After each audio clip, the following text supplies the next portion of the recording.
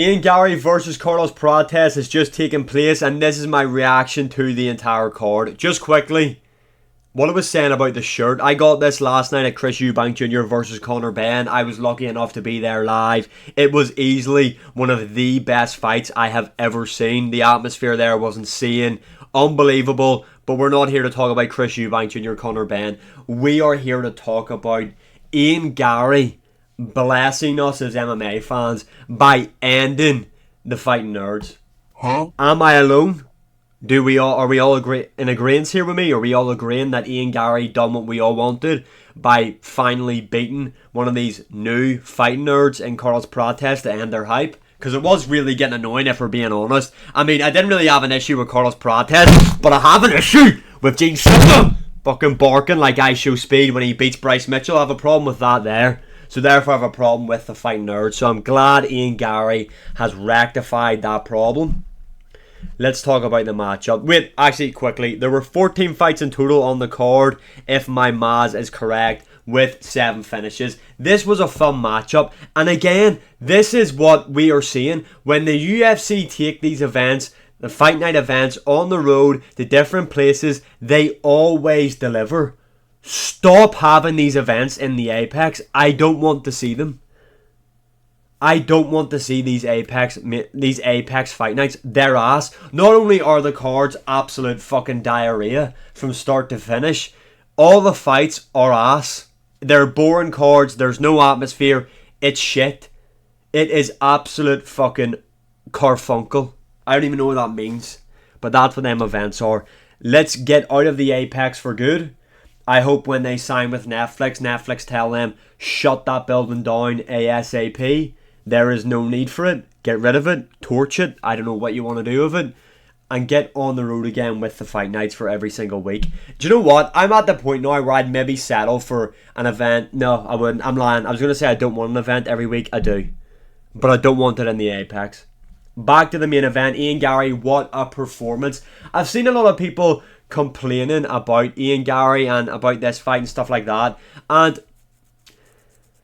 it's one of these ones. Is Ian Garry really good and better than we all thought, or is Carlos Prates nowhere near as good as we thought? I think that is kind of like, where are we on the spectrum there? Personally, I think Ian Garry is just much better than people give him credit for, and I know it's like funny to hate on Ian Garry, and he doesn't help himself because he is probably one of the most delusional fighters of all time. Like, honestly, I'm scared Ian Garry is close to BJ Penn level of delusion. I mean, don't be surprised if Ian Garry starts coming out with some weird video saying his wife's cloned. I mean, that's the level of delusion this guy has, but it seems to be the best base for MMA in the welterweight division because this guy is climbing the ranks. Ian Garry showed in this matchup, and when Ian Garry signed to the UFC, everyone was saying about his striking, and in his last 2 fights, now I know he lost to Shavkat, I know he goes on about the Shavkat fight a lot, blah blah blah blah blah, but in his last 2 matchups against Shavkat and Carlos Prates, in his MVP matchup as well, Ian Garry has shown that he is a well-rounded mixed martial artist. This guy is not, he's just a great striker. No, this guy is a very smart fighter, and Ian Garry's fight IQ is what won him this matchup against Carlos Prates. Ian Garry's fight IQ is what won him his fight against MVP. That might be Ian Garry's best weapon, is his fight IQ. Now, going through the rounds, Ian Garry was kind of just piecing him up from rounds 1 to 3. Round 4 is when it started to get a bit shaky, and then obviously we know round 5. But Ian Garry was just piecing up Carlos Prates on the feet. Carlos Prates really got nothing off outside of the 5th round, if we're being honest. If we are being transparent, he got nothing off. Ian Garry's mixing up his striking very, very well, and he was shooting for takedowns. Like, granted, early on he was failing quite a lot of takedowns, and I actually think Carlos Prates, well, we've seen it now in this fight. I know Ian Garry isn't like the best wrestler, but Carlos Prates showed that he does have good takedown defense. He really does. But Ian Garry, that was what Ian Garry was doing early on. He was not letting Carlos Prates find his rhythm. He was Carlos Prates, yes, was very heavy on the pressure. Like, he was the one backing Ian Garry up for quite a lot of the fight. But Ian Garry had him second guessing. He was whipping up the head kicks. He was shooting for the takedowns. At times he got the takedowns, but Carlos Prates was able to get right back up to his feet. But the fact that Ian Garry was willing to go to the takedowns, to just constantly have Carlos Prates second guessing and not letting Carlos Prates get into a flow and kind of pinpoint Ian Garry's movement, because there was something going into the Mauricio Huffy Bobby Green matchup. I seen this clip on ESPN, and this isn't groundbreaking, but it's a nice wee detail that the fighting nerds do. So they bring in a guy that watches the tape, and I know you might be saying, well, everybody watches tape, but they have someone specifically brought in to break down people's movement, and you've seen it for when the guy was breaking down, explaining what Bobby Green does in his movements and where he has his feet, and when he's exiting, what punches he throws, when he first engages, when he moves this way, what does he throw, when he moves that way, what does he throw. So they definitely were doing that for Ian Garry. It must just be a thing that they do. They're really into just watching tape over at the Fighting Nerds. And with Ian Garry constantly mixing it up, Carlos Prates wouldn't be able to make any reads. Carlos Prates was very inactive in the early rounds as well. I think if you look, total strikes, this is for the full fight, Carlos Prates threw, 132? He landed 64. 63 of them were significant. But yeah, really not much output from Carlos Prates whatsoever. But this fight really surprised me in the way it played out, because I thought Ian Garry would have came on really strong in the later half of the fight. I actually thought if Ian Garry's going to win this, he's going to have to circle round, leg kick, kind of hold up Carlos Prates against the cage and kind of drain Carlos Prates, because there's no way a guy who smokes 5 million cigarettes a day and drinks a lot of alcohol is going to have a lot of cardio. But that is a surprising thing. Carlos Prates showed that he does have good cardio, and it was Ian Garry that was winning the early exchanges. In round 3, that's where Ian Garry landed that uppercut, and when Ian Garry was letting his hands go in combinations, he was landing on Carlos Prates. There was that point where, was that the first or second round, where Carlos Prates ended up on his back, and Ian Garry was landing some nasty ground and pound on him. He really was. And then in round 5, Carlos Prates had to repay him for that. And then in round 4, Carlos Prates, he landed a nice straight left hand on Ian Garry. Ian Garry's cut that he had, it opened up again. That was obvious that was going to happen. Carlos Prates busted his nose up.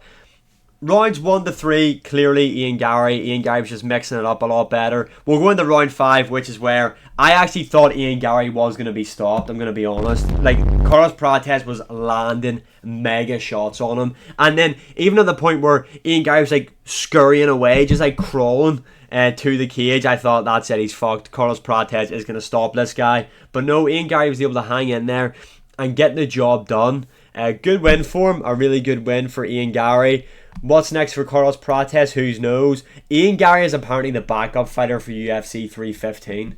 Bruh. Which, couple of questions. Is this going to be like when Colby was the backup fighter to Usman Edwards 3, where he's the backup fighter, so that means he's fighting for the title next? Because if so, what the fuck is going on? Ian Garry, great performance, but he needs one more win, in my opinion, before fighting for the belt. Number 2, I understand that it's a big opportunity for Ian Garry if someone drops out, but you took a lot of damage in there.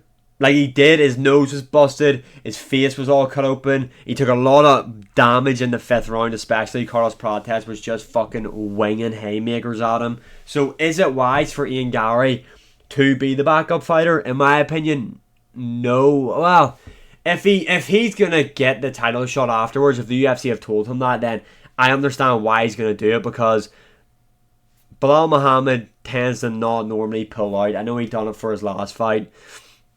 And JDM also tends to not pull out, so they're kind of reliable. They're mostly reliable in that sense. So it's just Ian Garry's just gonna have to show up and make weight, and maybe this then grants him the next title shot. Which, if that is the case, that is bullshit in my opinion. But who knows? We've seen worse. We've seen Colby Covington be the backup fighter for Usman Edwards 3, and then got the title fight, which was just absolute bullshit. But yeah, good win for Ian Garry. Moving on to the co-main event. Anthony Smith retires. Wake up, Anthony! Smell the roses, son! What the fuck was Anthony Smith doing? Yo, someone forgot to give me the run sheet to tell me that Zhang Ming Yang and Anthony Smith on the feet are only throwing elbows at each other. Because that was literally, they were just throwing elbows at each other. Anthony Smith got cut on the head, and then Anthony Smith pulled out his signature maneuver, where it's hold on, shoot for a takedown, feel the takedown, stay on the ground, hold on to your leg, and then just let you beat me up and finish me. That's kind of what happened there. Not really much else to say, to be honest. Giga Chikadze, David Onama.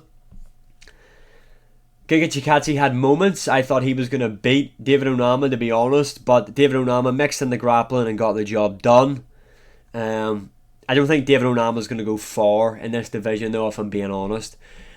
Michel Pereira, Abbas Magomedov. Now, I thought this had potential to be like fight of the night. I thought both guys are exciting.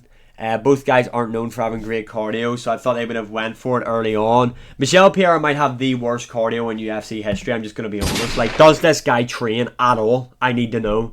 Abbas Magomedov got the win. Don't give him a ranking after that, though. Don't think he deserves it. Randy Brown, great win over Nicholas Dalby. Nicholas Dalby had moments, and he is tough. He is really tough in there, but what a finish from Randy Brown. Great stoppage. Ikram Aliskerov, good win over Andre Muniz. Ikram Aliskerov, I'm telling you, this guy will be highly ranked in the middleweight division. I think he is that good. I know a lot of people were critiquing him because he lost to Robert Whittaker, but he took that fight on short notice, and Robert Whittaker it's fucking Robert Whittaker, you know what I mean? Andre Muniz isn't that bad, to be honest, but he's not that great either. So I'm not taking a lot from this, although Ikram did look good. Hopefully, because he finished him in the first round, let's not waste any time, because Ikram isn't the youngest, so let's get him back in there and get it going. Matt Chanel beat Jimmy Flick, the chinniest fighter of all time, gets the win. I thought he retired, to be honest. I don't know why he came back. Obviously money. Alvin Elder got the win, not much to say. Chris Gutierrez, split decision against John Castaneda. Did I watch that fight? I'm trying to remember. I actually can't remember anything from that fight. Malcolm Wellmaker beating Cameron Simon. I remember that one. Cameron Simon's probably going to be cut from the UFC, to be honest. But what the hell, boy? Malcolm Wellmaker, I think this guy, he's one to watch out for. I think this guy's going to go far in this division.